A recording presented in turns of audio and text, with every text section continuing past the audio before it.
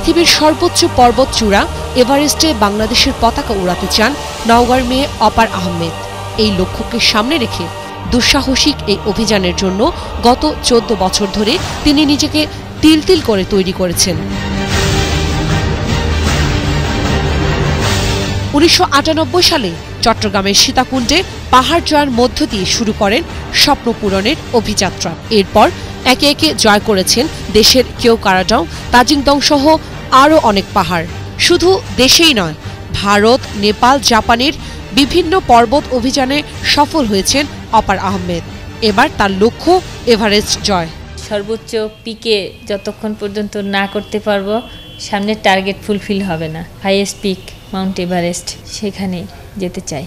এখনও আমি জানি না যে আমি কতটুকু সফল হব, মানে ইকোনমিক্যালি কতটুকু আমি সাপোর্ট পাবো। ক্রীড়া মন্ত্রণালয়, ফেডারেশন এবং এই যে আমাদের মহিলা ক্রীড়া সংস্থা, এরকম বিভিন্ন সংগঠনগুলো যেগুলি আছে, এদের অনেকের অনেক অ্যাবিলিটি আছে, এরা ইচ্ছা করলেই অনেক সহযোগিতা করতে পারে।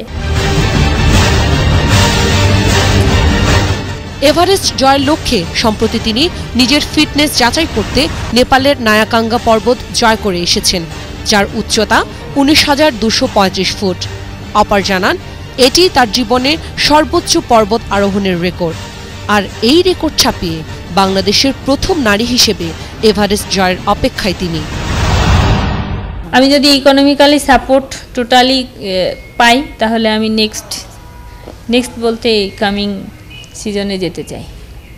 অলরেডি সিজন অলরেডি ফেব্রুয়ারি থেকে অনেকে রেজিস্ট্রেশন কমপ্লিট করে ফেলছে।